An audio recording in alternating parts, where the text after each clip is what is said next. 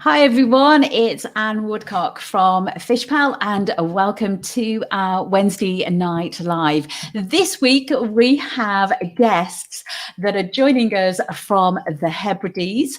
We have Jack and his dad, James, joining us. We've also got Dani Morey from the River Spey, and I've also got filmmaker Beetle Campbell who will be speaking to me from Loch Lomond in Scotland. Now, don't forget to tell me where you've been fishing and where you are, and do say hello, and please ask my guests questions this evening as well.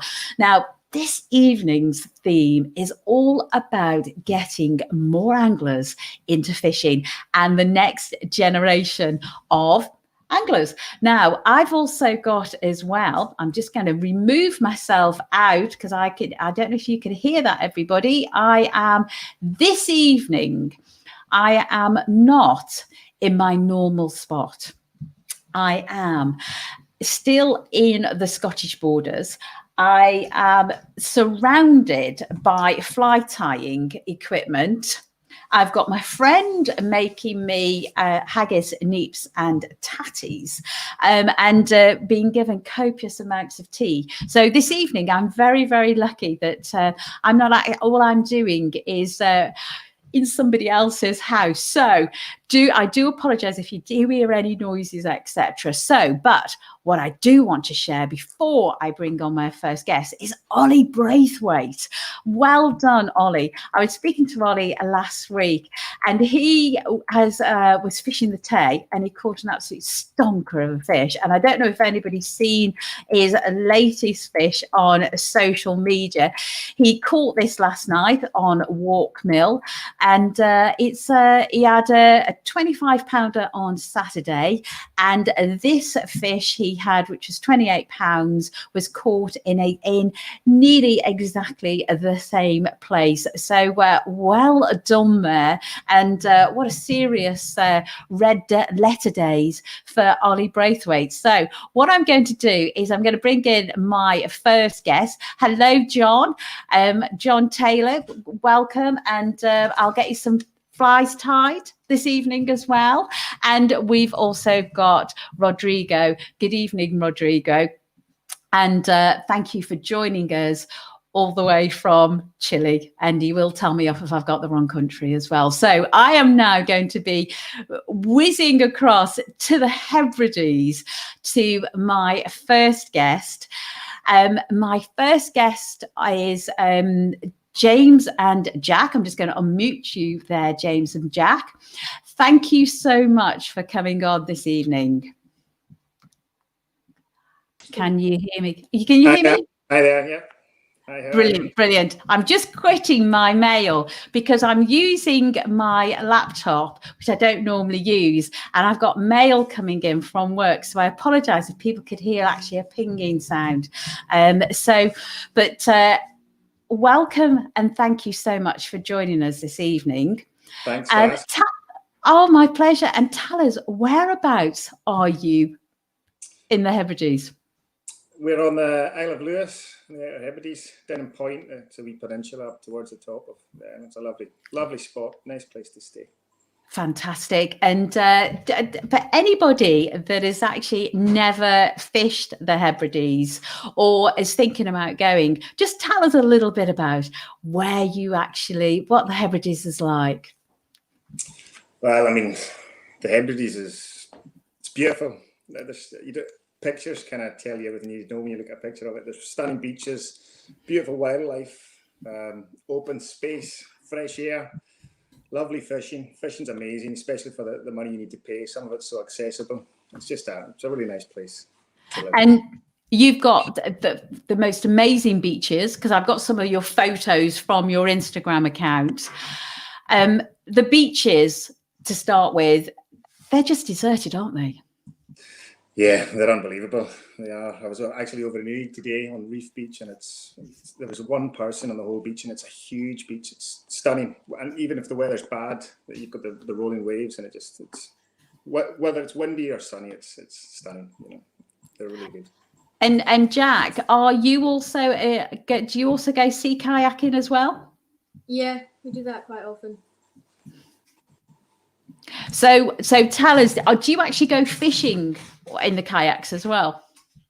I've not done that very many times. You've been out a few times fishing on the kayak. Yeah, I've taken them out a few times with the small rods for mackerel and things like that. But I've been out quite a few times with my pals, and it's a really enjoyable day out as well, especially if it's a nice day. Because obviously in flat calm weather, when you don't really go fishing for salmon as much then anyway, so it's a great day to go out in the kayak and just explore the islands and go out and maybe catch some mackerel and have a nice time with your pals. Well, Tom Abbott, he's actually said hello, Jack, and hello, James. So I know Tom. He actually, I met Tom. He came up here to do an expedition, the OH expedition. He walked the Hebridean Way and he was camping for the best part of 8 months wild, and he came to stay with us for a wee while. It was an amazing story, and he's in the process of writing a book. So awesome guy. Fantastic. And also as well is that you've actually had some red letter days as well. So tell us about this one. You're with your dog. What's your dog called? That's Sparky. That's my pal Colin McLeod's dog. He's a gilly on that river. Actually, fantastic musician as well. You should look at his music. But that's his dog Sparky. He was just keeping an eye on me that day. Okay. The 2 red letter days I've had this year, Colin's been out with me, so he must be a good luck charm. And also as well is that whereabouts in the Hebrides is that?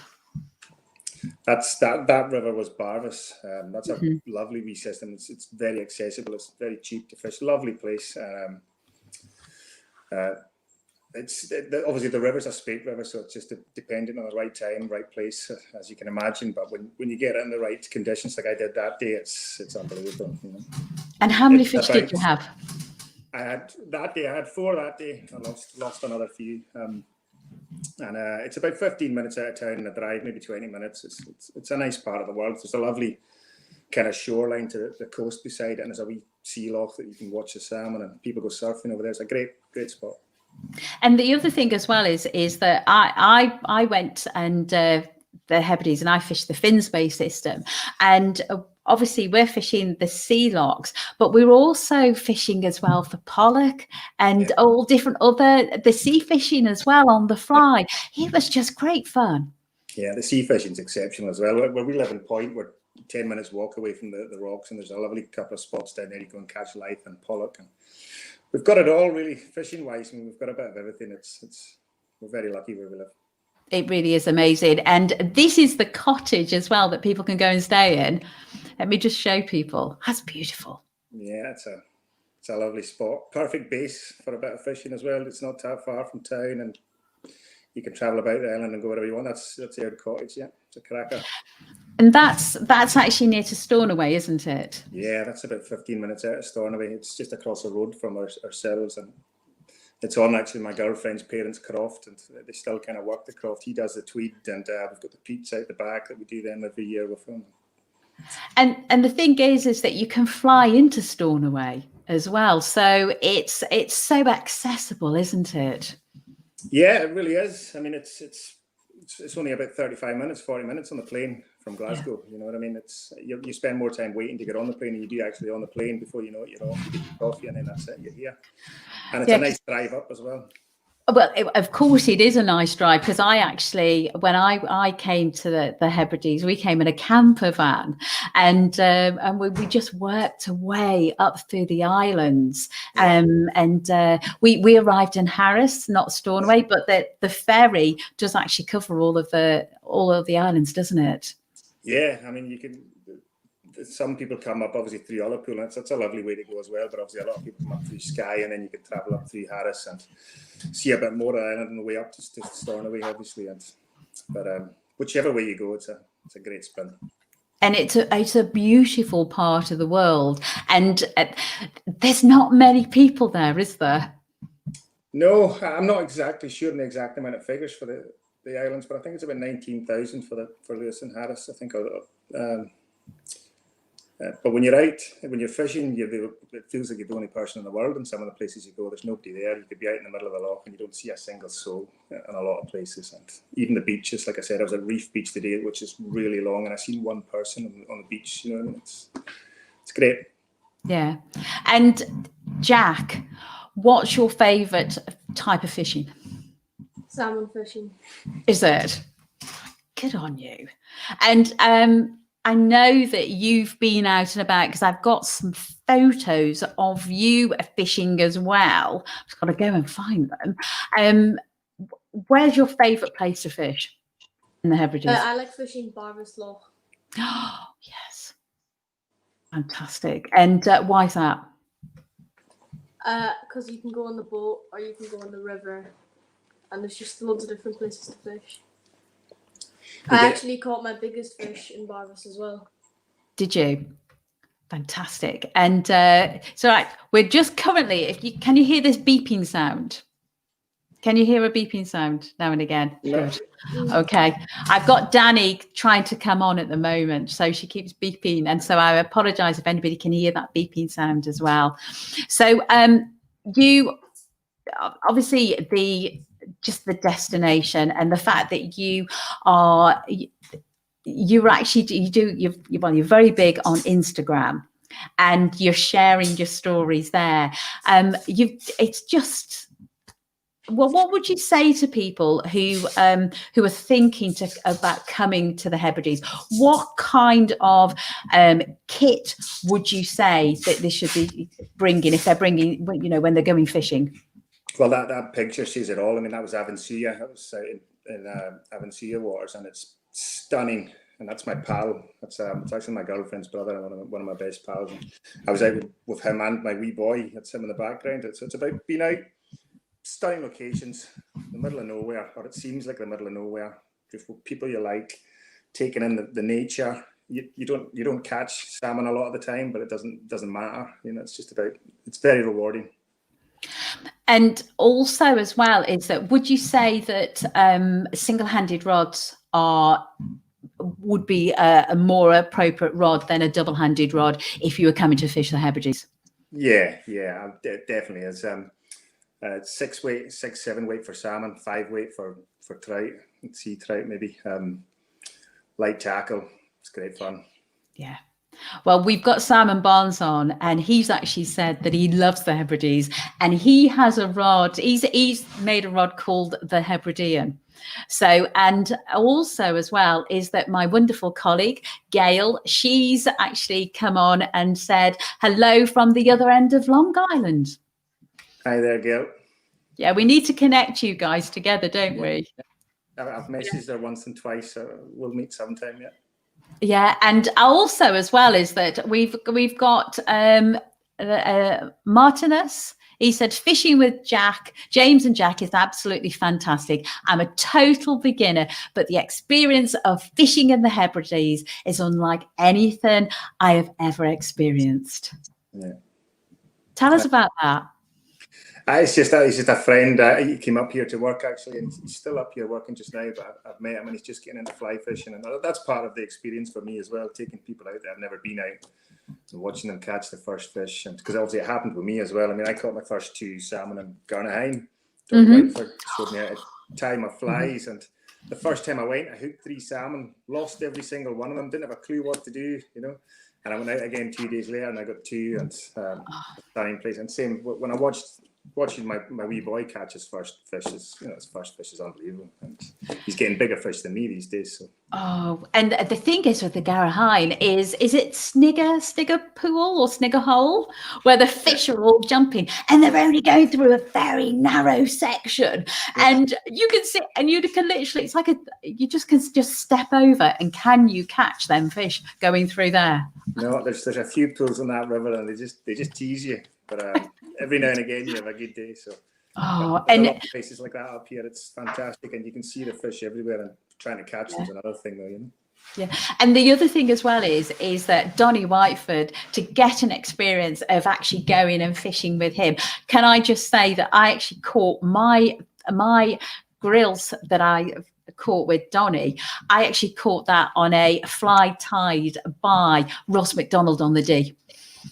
It was just great experiences.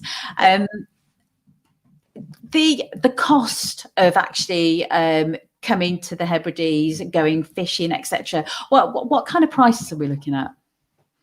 Well, it depends how you travel. Obviously, I mean, I'm not too sure on the exacts of it, but I mean, I think if you live local, you get a discount on the plane anyway. But if not, I think depending on how in advance you book it, you could be anything between £200 and £300. I'm not sure on the exacts. It might even be a bit slightly less than that sometimes. Accommodation is the same as anywhere else in Scotland. It depends. If it's for the night, then it's maybe £80 to £120, whatever. Fantastic. And the other thing as well is we've already got Simon Barnes saying he's apologised he didn't come and see you. They come to the Hebrides this year, but due to COVID-19, I think a lot of people's plans have been stopped about coming to the Hebrides. Yeah. But Scott Rutherford, he makes a very, very good point. He said about the midges, because honestly, there's a few midges, isn't there? Yep, they can be an absolute nightmare. But one thing about the midges is when the midges are out, it tends to be not very windy. Yeah. So you tend to try and avoid the fishing as much as you can when it's not windy up here, obviously, especially on the loch. You know, they like the salmon fishing tends to work a bit better in a good westerly wind and a bit of cloud cover. And so if the midges are out, go to the beach.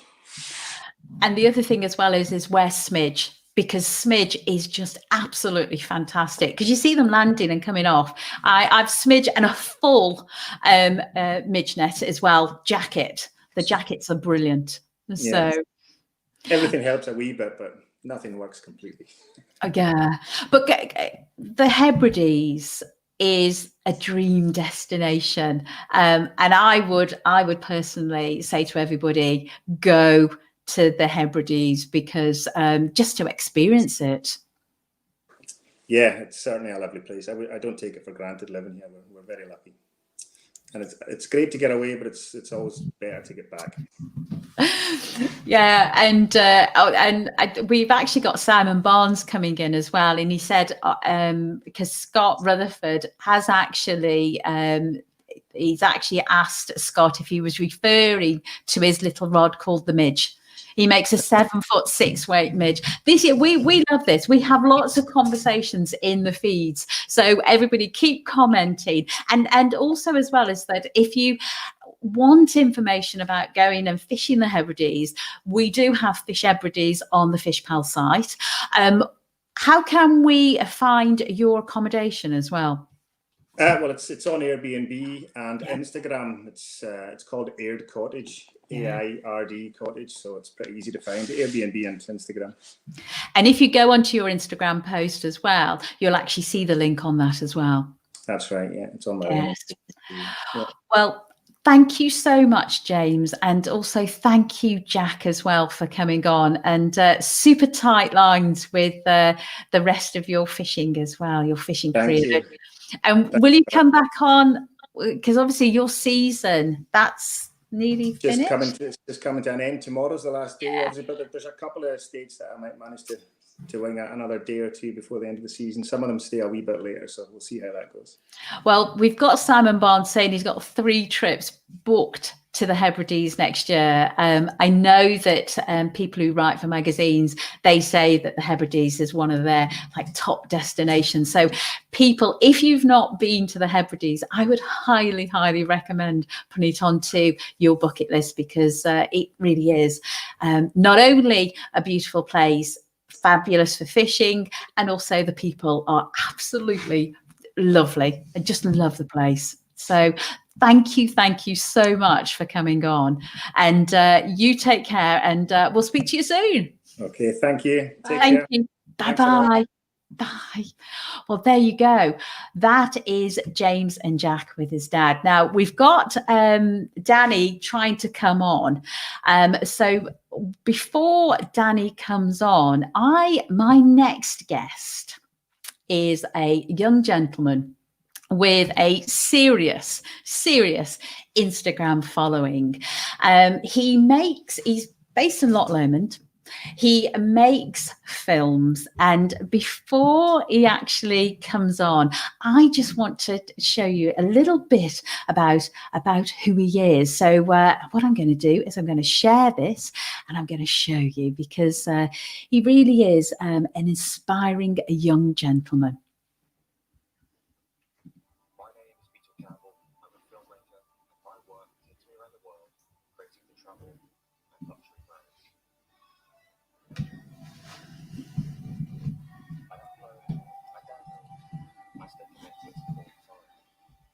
I've shared my life, and it's only from my life to share that. 2019 enabled me to visit places I have been drawn to see, getting to know people I have been drawn to meeting, all while finding events in my camera. In 2020, I'm on the second place of silk medals. I'm being driven to push the boundaries between women and try new things. This will undoubtedly be the biggest year of my life. I am Beetle Campbell, and this is my story, but my journey is only just beginning.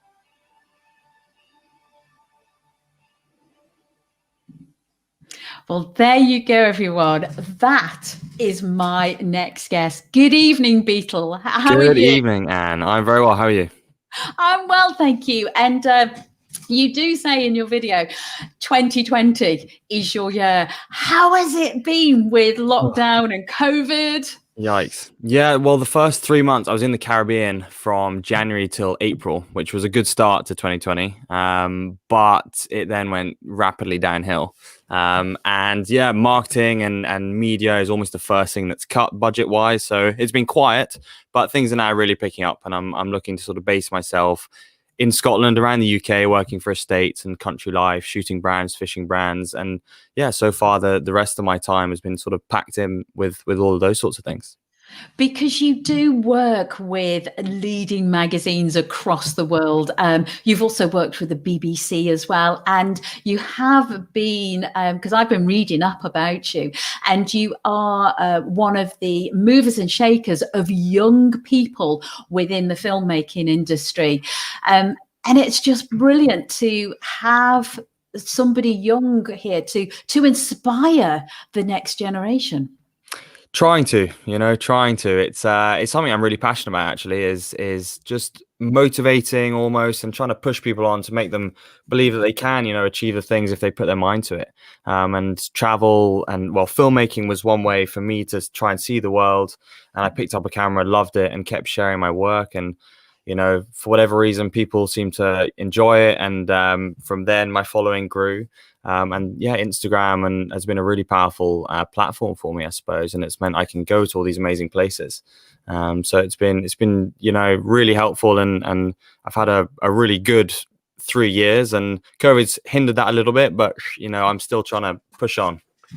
Yeah, because you do have over 30,000 followers. I'm sure you've heard of Marina Gibson, who now actually has more followers than Boris Johnson, which is just absolutely outstanding. And well done there, Marina. Go girls. How do you get 30,000 Instagram followers? What are the top tips for anybody watching this? Sure. I mean, number one, well, there's two things really. It's consistency and putting out stuff that people want to watch. And I was lucky the past 3 years, I traveled for 8 months of the year, and I just shared my life really. And from there, I suppose people sort of lived through me somewhat, through my experiences and what I got to see and do. And that was when it really picked up. Last summer was when it got really crazy. And this year it's kind of slowed down a little bit, but it's last summer was nuts. I traveled all over the place, made a lot of media for different brands, and that was when BBC Earth got in touch. Africa, I was all over the place. But it's just about being consistent and putting out stuff that people want to watch, and be yourself too. I'm passionate about just being me, as opposed to trying to pretend to be this figure online. I'm just this redhead kid that enjoys fishing, shooting, and travel really. Well, we have actually had some people ask me if I did actually have Prince Harry on this evening. Have people asked that question before? I get that a lot. A lot of photos. Airports are slightly strange. I was actually outside Buckingham Palace 2 weeks ago, 3 weeks ago, and I was just creating what's called a hyperlapse with my camera, and I got all these foreigners running up to me and thinking I was Prince Harry outside Buckingham Palace. I mean, it was quite ridiculous, but I get that a lot. It's kind of silly, but yeah, a baby faced version. Well, the other thing as well is I'm sure you get upgrades, etc., when you go into to places as well. So at airports, I bet they love you. Yeah, yeah, not yet. I wish it was that way. But it has its pros. It has its I wouldn't say actually cons. It has its pros. But it's quite a funny thing, a little resemblance. But yeah. Well, Gordo Stronach, a wonderful junior angler that comes on a regular basis. And good evening, Gordo. He is. I was telling you a little bit about Gordo before we started this evening, and Gordo this week has actually been out and about with his dog, and he took some game to school and cooked it for the rest of his friends. Unreal. And he's actually had other young people that have never actually tried game before, and they absolutely loved it. So well done there, Gordo. But Beetle, what would you say to somebody like Gordo who loves being with a camera? He loves being out and about taking photos. What kind of how would you go and frame a photo of something just to give him a bit of inspiration? Sure. Well, everyone has their own artistic touch and style. So first thing I would say is stick true to that. You know, whatever you enjoy doing and taking photos of, or video, whatever it might be, stick true to your style. But secondly, there's not any particular way in which to frame it up. I've just been fortunate I've continued to create around the things that I enjoy. And when you create around something you enjoy, you put 110% effort into it. And once you manage that, then, you know, it reflects in the media that you create, whether it's photo, whether it's video. So those are the two things I would say: is continue creating around what you really enjoy and keep pushing your artistic touch and style into that. And soon enough, you know, it takes a bit of time, but soon enough, people start to, you know, say, respect and admire what you're doing and creating. And I'm very lucky, and that's the experience I've had. And I'm sure it'll be the same for Gordo there. But yeah. And you also love having a drone in your hands as well, don't you? I like a drone. I do like a drone. They're fun toys. And initially it was just a toy. But I've managed to sort of make a bit of a career out of flying drones. FPV is my new one. So that's when you put the goggles on and you're flying it like that. So yeah, that's my new piece of kit. So there's not many people in Scotland that can fly them really well. So I'm hoping to sort of be one of the top guys there. So yeah, I love tearing around with drones, and I've used them a lot with different pieces of work. But yeah. Well, the wonderful Simon Barnes, he's just said, I'm running out of creative ways to photograph rods. What would be your advice, Beetle? Apart from the fact of hiring you, what would be your advice? Sure. Creative ways. I mean, lighting is key in photography and in photos. So if you're just purely taking natural shots of outdoors with the light there, then it does become limiting in what you can achieve. Being out on the river, of course, is always fun, but I love just trying new angles. Okay, I can almost guarantee there'll be one angle that you haven't yet got, and just to give it a try, you know, something slightly peculiar and strange, in that you won't think, oh, that's going to work, and you take the shot, and actually it's quite fun. It's different, and people haven't taken that shot time again. So yeah, I would just say try something new. I can guarantee that every single angle hasn't been covered. So just try something new and work with the light a bit, lay it down on flat surfaces, heather, bracken, even in the water, a bit of refraction from the light, all these different things. There's a lot of different ways, but just keep trying and try something new, I would guess. Well, I absolutely love we're going to show a little video of salmon fishing in the Highlands that you did with your friends. And the thing I love about this is that the fact that it's creative, it's covering a marketplace that isn't just a somebody who goes fishing, and it's making fishing more fun. So everyone, I'm going to show you this, and so let's just share this. Okay.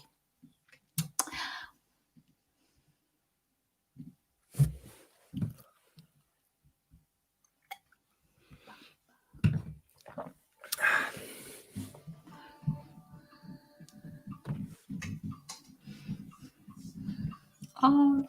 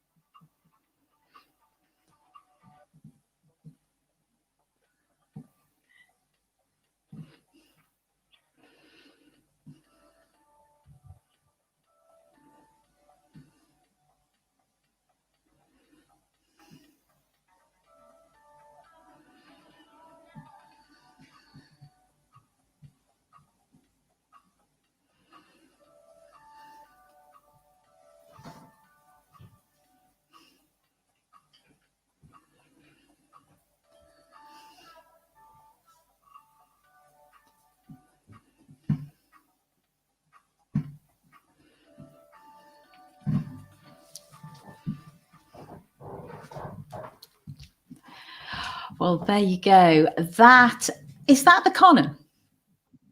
That's the Conan, yeah, River Conan. So I'm very fortunate, well spotted, but yeah, very fortunate to family own the Upper Fairburn beat, and so from a very young age, I've been been able to go and fish there. So I've quite literally, I hooked my first salmon, caught my first salmon age 8, and ever since then, you know, I've done everything I can to get out on the river and try and fish. And it's not about catching for me; it's, you know, just being out there that I love. And I've got a rather lovely photo. When was that? When was that fish taken? That was this summer. So yeah, we've got 2 new amazing gillies on our river this year, and these guys opened up that stretch of water that we wouldn't otherwise have fished. And yeah, so from that I was fishing away, and they took a tiny size 10 little, I think it was an alley shrimp. And yeah, this fish just took off, and I knew it was a good fish. And yeah, it was a 19-pounder. So it was a hell of a scrap, but that was a lot of fun. I was there 3 weeks this year. So a very good 3 weeks, but yeah. And you also do a lot of fishing with a single-handed rod as well, don't you? A little bit. There's a couple of spate rivers around locally to me. And yeah, yeah, exactly that. A little 8-foot. I love the fight that you get on these little rods. Yeah. And I hooked a good 15-pound henfish on a small 8-foot rod. And the reel just took off and went berserk. And so I just love, it's a different challenge, isn't it? When you're hooking something with a very small rod and you feel the brute power and force of these fish. And so, yeah, I do love it. It's just different challenge, and you mix it up and makes it a bit more fun. Oh, and I absolutely love, everybody go and check out Beetle's Instagram, because that fish that we've just shown, I actually took a screenshot of that. That's actually from a video, that's a screenshot. So you can actually see the fish being returned, etc. And also, as well as that, you do a lovely video of the 10 things of fishing. Just quickly run through that, because we don't actually have it to share. Sure. So it was sort of 10 steps to fly fishing in Scotland. And I just run through each of the different aspects, the spey cast, rolling it out, presenting the fly nicely, and then a few different shots of me managing to hook a fish, playing the fish sort of jumping, going nuts. And then, netting the fish with the gilly, and then, reviving it, and the most rewarding part of all, releasing it back into the waters to go spawn. And also doing the congratulations as well. Well, yeah, exactly. The celebration, the sort of fist bump between gilly and fisherman, that's pretty key as well. So yeah, it was good fun. Well, Jack's actually come on and he said it's great to see you online. You're a top angler and someone great to have around when fishing. Had the pleasure of fishing with you upon the Conan, and you were so much fun. And you're really into fishing, but fishing is so knowledgeable. Was a blast as well. So great work there, Beetle. Well, big thanks, Jack. I appreciate that a lot. Yeah, and everybody check out Beetle's Instagram, because seriously, just everything that you're putting together, because not only have you got fishing on there, you've actually got, can I ask, were you actually doing those backflips on skis, by the way? Yeah, so I was a ski instructor in Verbier for a couple seasons. Nice. So yeah, that is me. I'm slightly nuts, but I love it. Yeah, that was me. Yeah, and it looked a little bit like the Olympics. I was there thinking, my goodness, the people who are doing backflips with skis on. Yes, pretty impressive there, Beetle, as well. So, and also as well as that fish that we've just showed you. I hear you actually got told off by Princess Anne. What was that all about? Oh, crikey! Yeah, so it wasn't anything to do with that scenario, but my dad gets invited stalking at Balmoral every year or so, and I went with him one year, and Princess Anne was out stalking the same day as my dad, and I had a walking stick with like a pheasant beating bag on it to sort of flap around as I was beating the pheasants, walking with the line and things. And she then pulled me to one side and says, "I think you should take that off, boy. You can't be taking that on the hill. You're not going to ruin our day." And so I went bright red, really embarrassed, and ran around the corner behind Balmoral and ripped this bag off, and then reappeared. I must have been 11 or 12. So it wasn't related to fishing, but it's a funny story to tell, put it that way. Well, you do say that fish was better than going on to being invited to do stuff for the BBC, and of course being told off by Princess Anne, because not many people get told off by Princess Anne. But that just shows how important the fishing is to you. Absolutely. I'm very passionate about it. I'm 24 going on 84 when it comes to fishing. I really love it. There's not many, well, there are, but there's not as many young people who are passionate about fishing. And I really just try to bring a younger aspect to it and make people aware it is about catching, but it's all about actually the experience. And being out on the water and just enjoying the day, the nature, all of that. And it's my way of switching off. And I just love it. I mean, from a young age, I was lucky enough to get out and go fishing, and touch wood, catch a few. And from there, I've just loved it ever since. I'd choose, if I wasn't doing what I was doing right now, I'd choose to be a fly fishing guide, probably in Russia or somewhere like that, because it's just the most enjoyable outdoors experience for me. Nothing beats it. Yeah, and that's why I wanted you on here this evening, and that's why I wanted Jack to come on, and obviously Dani, who's having problems with connections, everybody. So it's unlikely we're going to get Dani on this evening, though she has been trying really hard, and unfortunately that internet connection is really not helping her this evening, and because the next generation of anglers and making fishing accessible to all young people. Would you agree with that? Say that again. So in what? Making fishing accessible to all. Absolutely. I mean, absolutely. It is, there's no doubt it's an expensive hobby. And how do you then get into it if your family don't do it? Okay, there's these trout lochs, there's things like that. But, the ultimate for me is salmon fishing on the Scottish rivers. And how do you encourage people to go ahead and do that wouldn't otherwise get a chance to experience it? And for me, it's all about then sharing my experiences, getting to do it, and try to encourage others who otherwise wouldn't see or be exposed to fishing or salmon fishing, and just encourage them to give it a go, because once you get the bug, you can't shake it off. I tell you that for free. It's one of those things, and I'm passionate about trying to motivate and push people to try new things that they wouldn't otherwise do, and fishing is one of those things for me. I love it, and I know I love sharing it with other people. And when there's a fair few who have transferred over to it, and they love it equally. And your Instagram page is really, engaging people and making people realize, I should try fishing. And I love that video with the young ladies that are, just enjoying themselves. They're casting a line, but they're also having a bit of fun as well. And I don't know if you know the Peak Twins.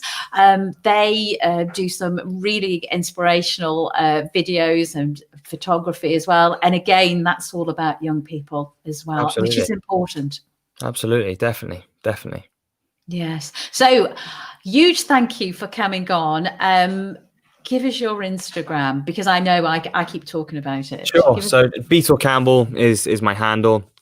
And I just I share my life, my experiences, my work through it, and I'm passionate about the outdoors, country life, shooting and fishing in particular, and conservation and land management.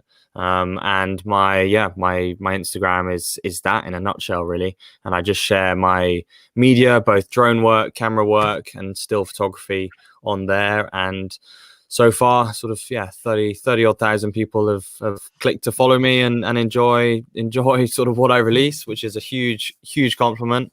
We'll see how it goes from there. But we'll Well, Beetle, a huge thank you for coming on this evening, and also as well as the huge thank you to Jack and James as well for coming on. Apologies, everybody, I can't get Dani on. She has actually really tried. So Cheyenne, huge sorry that we can't get Dani on, because I know Cheyenne's actually has now started to work on a farm, and she's actually taken the evening off just to come and watch this and see Dani, because Dani actually helped catch her first salmon. Cheyenne is all of 16, and Dani actually helped to catch her first salmon a couple of weeks ago. So Dani is a real inspiration to basically anglers as well, and anglers of all ages, and especially young anglers as well. So you take care, Beetle, and we'll be asking you to come on again, because you're an absolute star. So thank you so much. Brilliant. Well, thank you, Anne. I've loved it, and all the best. Pleasure. Well, you take care, and good luck with all the work as well. Thank you so much. Thank you. My pleasure. Bye-bye. Well, there you go, everybody. I am now, as John Campbell did say, Dani's actually come on and said, sorry to everybody. She never keeps quiet about fishing. And I'm about to do some podcasts. So Dani's actually going to be coming on now. If you want to see Dani on a podcast, go and get yourself onto Pete Tiges's podcast, because she did that a few weeks ago. So I am now going to go back to fly tying, seeing as I'm actually surrounded by, if you saw the desk around me, I have had some space made so I could put my laptop here, and literally I am surrounded by fly tying materials. So I better start earning my tea, because I can smell a rather lovely haggis, neeps and tatties being cooked. And so I'll see you all next week. And I know people are gutted that we haven't got Dani on. So take care, everybody, wherever you are. Have a good week, and I look forward to seeing you next week. And next week I've actually got Johnny from Farlow's coming on as well. So take care, everybody, and look forward to seeing you soon. And thank you, Scott, for your lovely comment as well. So because I know you were fishing with Dani this week, and I've got photos from that, so we're going to talk about that next week. So take care, everybody, and we're hopefully going to get Dani on next week. Bye bye.